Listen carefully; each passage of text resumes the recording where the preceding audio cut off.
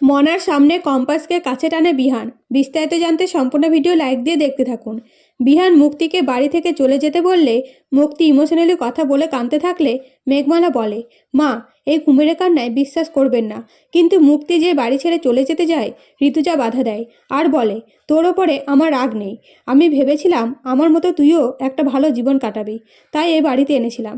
কিন্তু তুই যে কবে থেকে আমাকে হিংসা করতে শুরু করলি বুঝতে পারিনি। তুই আমার স্বামীর সাথে সম্পর্কে জড়িয়ে পড়লি। আমি জানি কখন কাকে ভালোবেসে ফেলে মন, তার জন্য তুই দায়ী নয়। কিন্তু তুই যাকে ভরসা করে এ বাড়িতে থাকছিস সে ভরসার যোগ্য তো?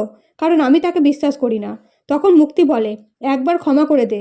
আমি আর কারোর কোনোদিন ক্ষতি করব না। আমি অখিলেশ আর তোকে একসাথে দেখতে চাই। তখন ঋতুজা মুক্তিকে ক্ষমা করে দিলে মুক্তি নিজের রুমে চলে গেলে ঋতুজা বলে, আমি আমার সংসারটাকে আগের মতো দেখতে চাই।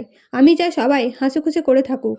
আর সামনে একটা বড় দিন, হয় হুল্লোড় করার, বিহানের জন্মদিন সামনে।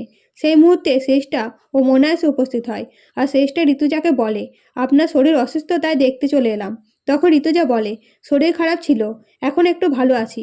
আর সামনে বিহানের জন্মদিন বড় করে পালন হবে। আমি নিজে যেয়ে আপনাদের নিমন্ত্রণ করে আসবেন কিন্তু সকলে মিলে। এদিকে মুক্তি রুমে বসে কম্পাসের কথা মনে করে দুঃখ পেলে অখিলেশ এসে বলে, কষ্ট পেয়ে না, কম্পাসকে আমরা উচিত শিক্ষা দেব। আমি তখন চুপ করেছিলাম তোমার আর আমার কথা ভেবে। তখন মুক্তি বলতে থাকে, কম্পাস মুক্তির ওপরে কী সব অত্যাচার করেছে।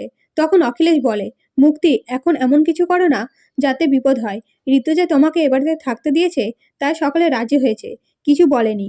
তাই খুব সাবধানে পা ফেলবে। অন্যদিকে মেঘমালা কম্পাসকে কেক বানাতে বলে বিহানের জন্মদিনের জন্য। কিন্তু কম্পাস ভয় পেলে মেঘমালা বলে, তোকে সাহায্য করার জন্য কাকিমণি আমি আছি তো, ঠিক পারবি।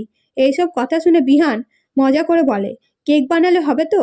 তখন কেক তো খেতেই পারবো না বৌদি, বরং তুমি অনলাইন থেকে অর্ডার করে দিও। তখন কম্পাস বলে, তাহলে আপনিই বলে দিন আমাকে কি কি করতে হবে। এইসব শুনে মেঘমালা মুচকি মুচকি হাসতে থাকে।